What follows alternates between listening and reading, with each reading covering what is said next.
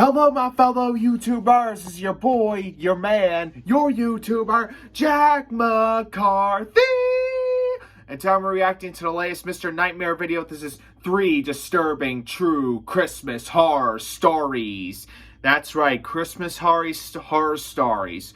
What are we dealing with? We don't know yet, but hopefully they'll be very interesting. I know the first one's anonymous and the last 2 do have names, and as usual, from me, we'll be ranking them from scariest to average scary to least scariest. Alright, before I get started with this video, like, subscribe, click the little bell so you never, ever miss out on any updates or the videos such as this. Make sure you stay tuned for more videos like this and a whole bunch of others. Check out Mr. Nightmare's channel. You can find the description down below along with the video I'm reacting to. Along with the video I reacted to. Alright, so without further ado, let the reaction of 3 disturbing true Christmas horror stories begin.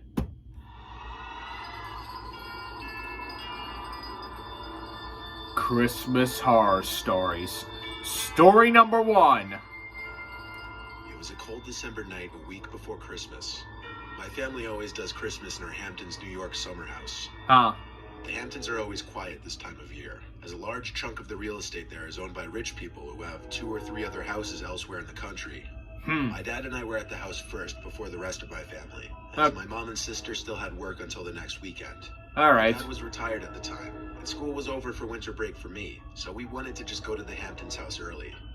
We all have our own bedrooms in this house, which sits on a quiet dead-end road. My dad turned on the heat and water and all that stuff that he always has to take care of when we return for the first time in months. I brought my PS3 to play in my room. I spent most of the first day there playing video games. On that first night we were there was a big snowstorm. Another reason we wanted to come early, to beat the crappy road conditions that would come for days after the storm. Good call. The next morning when I woke up and went out to the kitchen, my dad asked me when I built the snowman. I responded, "What do you mean?" He said the snowman in the backyard. I went to look out the window, and there was at least 2 feet of fresh snow. But there was also a snowman sitting in our backyard. It had 2 sticks with Red arms flag. held up into the air, and it had eyes and a smile carved into the head. The eyes and mouth side was facing the window. I said to my dad I didn't build that. My dad laughed and said, "Must be the neighbor kids." My dad thought it was an innocent joke, so I did as well. The next night is where things got bad, though. Really? I was in bed asleep and suddenly woke up to a distinct thump on my window. I was terrified.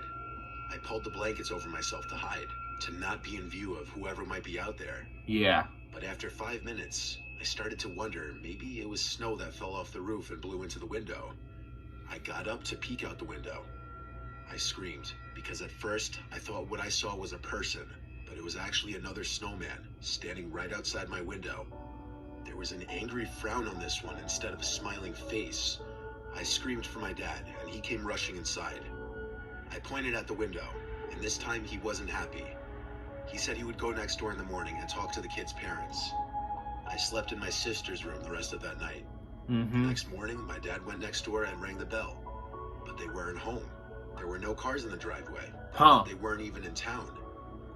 That was the only nearby house with kids in it, so this didn't exactly help explain the situation. Yep.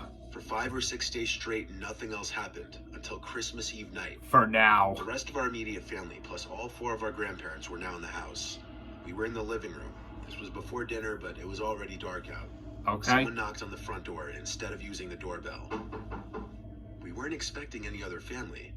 I started to get nervous. My dad went over and asked, "Who is it?" Someone on the other side of the door started saying, "Please let me in, I need help." Oh The door boy. has no peephole or windows, nor are there any windows that would allow us to see who was on the other side of the door. My dad asked what's wrong, and the voice on the other side said, "I have no one to spend Christmas with, please help me." Oh We boy. all looked at each other now, and my dad yelled to please leave before we call the police. The person on the other side said, "Okay, I'll leave, please don't call the police." He never opened the door. We instantly tied this to the creepy snowmen. Yeah. It had to be connected. And we were right. On Christmas morning, there was a note taped to our front door. It said, "To the best of my memory, I just wanted to have a little fun. I built the snowman for the boy in the house. I don't have anyone to spend the holiday with. Hurt." In one way or another, I think whoever left that note on our door and built those two snowmen was mentally ill or unstable. Yep. It's very unlikely that it was meant to be a joke, considering he came to our front door. I think he was dangerous, and even if he wasn't inherently hostile, the fact that he did what he did is just enough for him to be considered somebody none of us wanted to meet. Sus, you know. Alright, on to story number 2. It was kind of scary, especially with the jump scare of the snowman. You all know you can skip. Yeah, you might as well skip. Skip.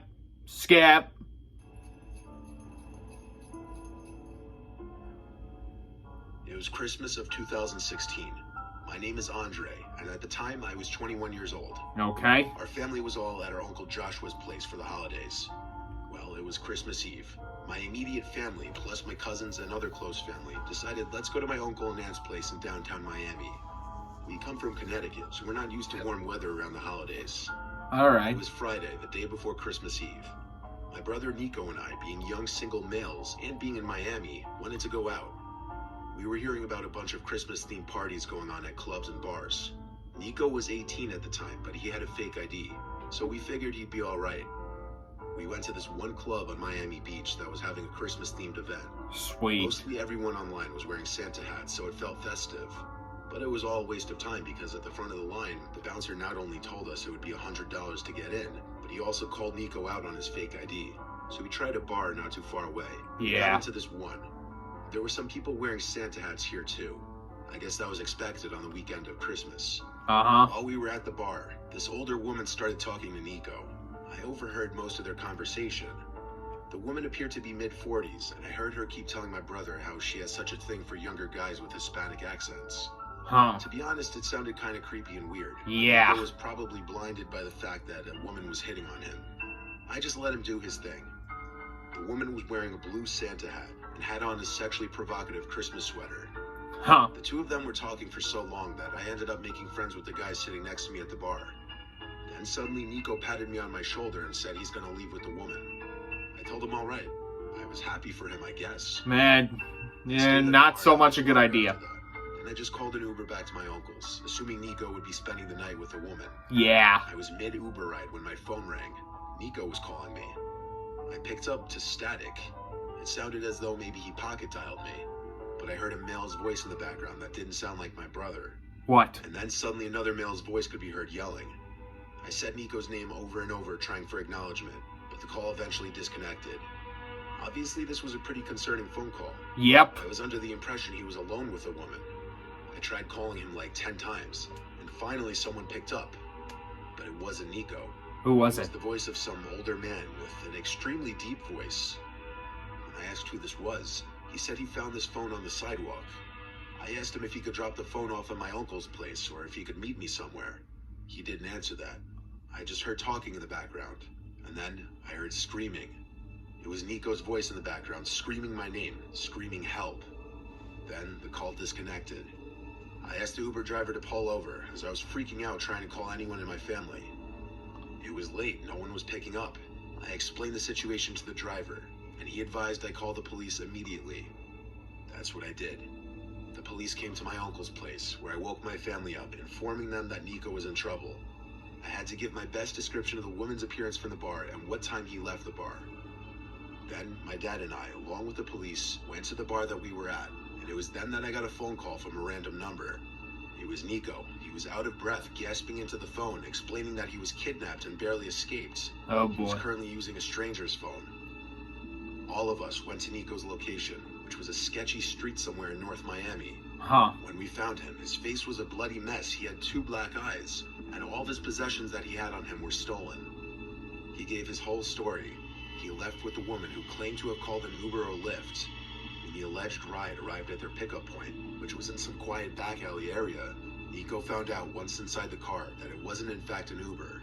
It was a trap. There were 2 men in the car who immediately held him down and threatened to shoot him if he didn't keep quiet. They started to drive for a while, and during this time, one of the men called my number, and they threatened to harm him if he yelled out anything, which he did. And that explained the bloody face and black eyes. They broke his phone, took his wallet, keys, and whatever else was on him. As the car was stopped and he wasn't being held down anymore, he ran for it out of the car. They didn't chase him, the car just sped off and disappeared. He said he believed they were going to kill him and dump his body somewhere if he didn't run. Yeah. Police apparently were never able to identify the woman who appeared in the video footage from the bar. Oh boy. Nico said none of the men were wearing masks, more of a reason he thought they'd kill him. This completely ruined the entire holiday weekend, but we were all just happy he was alive. On Christmas night, we were all awoken to Nico's screams in the middle of the night. He was screaming, "She's in the house." I woke him up from whatever nightmare he was having. I have to say though, him screaming, "She's in the house," made me think back to her creepy smile, and made me sleep with one eye open that night. It is hard to go through a trauma like that at night. Trust me, I once saw a character on Yellowstone go through that problem. Check out I bought a Yellowstone. small house with my brother George a couple years back. We hosted Christmas the first year we lived in the house, just as a way of getting the family to see the place and getting everyone together for the first time in forever.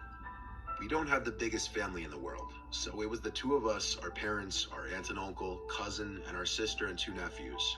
Our sister came with our nephews and her husband first to help us out with the cooking and preparing. They brought their dog Mika along as well. Since they lived 2 hours away, they were going to be spending the night at our house. The rest of our family lives under an hour away, so they wouldn't be staying. Not that that house would have much more room for additional people staying over anyway. During our Christmas dinner, at one point we talked about some of the murders that happened in our area recently. Oh boy. Bodies had been found in the woods in our county.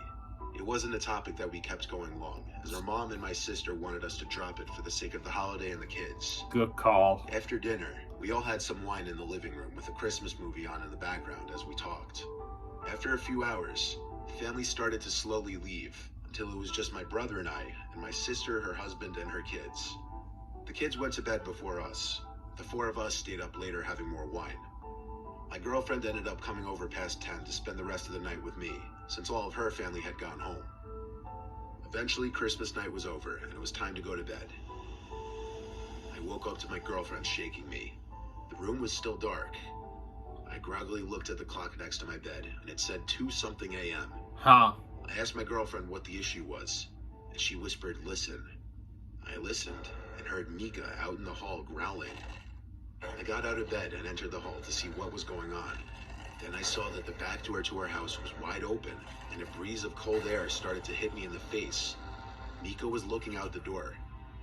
I checked if anyone was out there, and as I was at the back door, I heard my brother's voice call out my name for the darkness outside. He sounded like he was far away in the woods.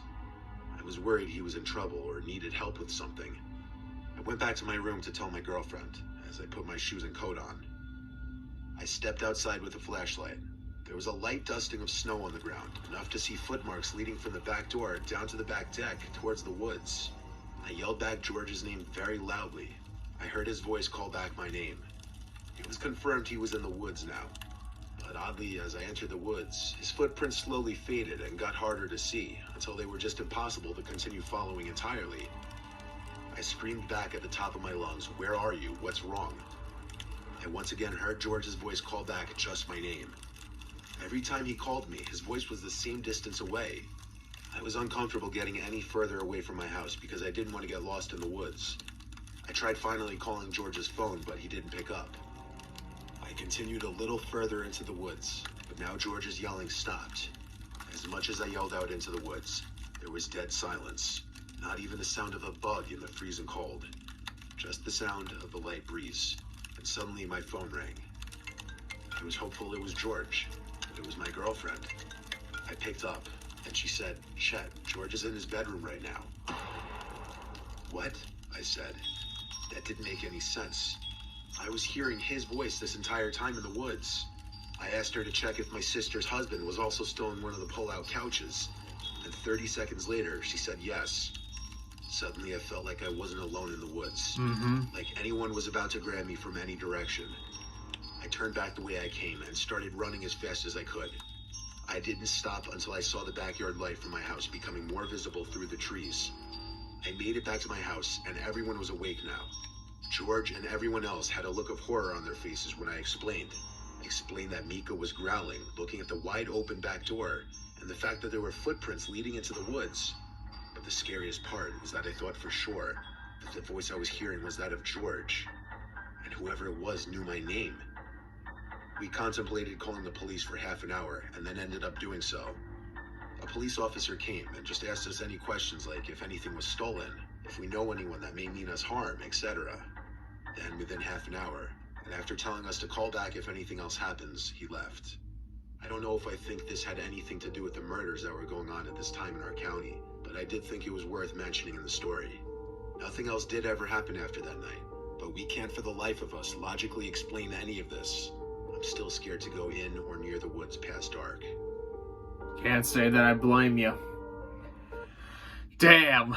Scary, scary stories. Okay, so let's see. The first story we were dealing with was some kind of stalker with the snowman and some creep stalker with the snow, building the snowmans. The second story we were dealing with was attempted kidnapping of a family member. And the third story we just saw was a break-in and then luring. Like luring someone to their death. Maybe it didn't have anything to do with the murders like what the guy said in the last story, but maybe it was a possibility. And everything, and knowing the person's name and sounding like the one that they thought was missing was like. So let's see how we're gonna rank this. We have the stalker snowmans, the attempted kidnapping of a family member, and finally we have a break-in and luring. I have to say I was kind of shocked with the kidnapping one mostly. And it was very disturbing to hear about what the person went through, the 18-year-old being lured by the woman and then beaten by the two men. So that's going to be the scariest. The second scariest I would rank would be possibly the snowman, since that was also very scary as well, but not as scary as the kidnapping. So attempted kidnapping, number 1. Number 2, the snowman stalker. And number 3, I would have to go with the break-in and the luring story. Yep, so that's my order. Story number 2, the scariest. Story number 1, the scary but not too scary. And scary number 3, scary but not enough scary as the second story. That's my order. Alright, hope you all enjoyed this video. I know I did. Like, subscribe, click the little bell so you never ever miss out on the updates or the videos such as this. Make sure you stay tuned for more videos like this and a whole bunch of others. And don't forget to take a look at the links for the video I reacted to and the person's channel, Mr. Nightmare. Okay, Jack McCarthy, sign it off. El Bio.